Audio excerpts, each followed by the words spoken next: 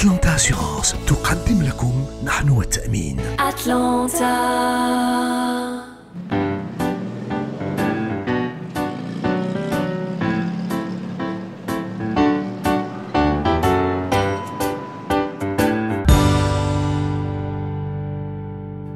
السلام عليكم، سميتي سعيد بن سعود وخدمتي اني نامن لكم السعاده حيت انا ديما سعيد الحمد لله. وفي هذه الحلقه جيت نهضر لكم على التامين في اطار حادثه شغل مرفوقه بحادثه سير.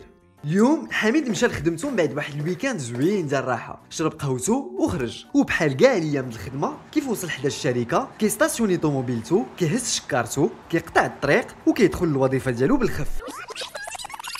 ولكن اليوم يلا حميد قطع الطريق من ممر راجلين وبام لقى راسو مهزوز في السماء وجا على وجهه. حميد ضرباتو طوموبيل كانت جايه بسرعه وتعرض لما يسمى بحادثه شغل مرفوقه بحادثه سير.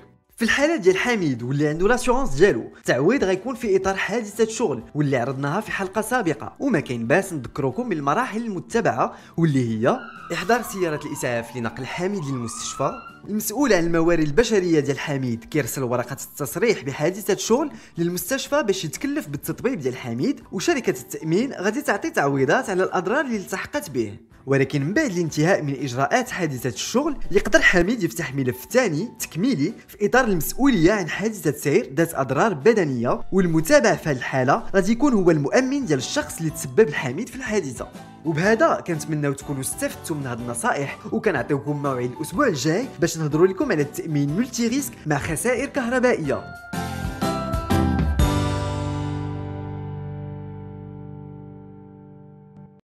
نحن والتأمين قدمت لكم من طرف أتلانتا أسيغونس. زورونا على www.atlanta.ma.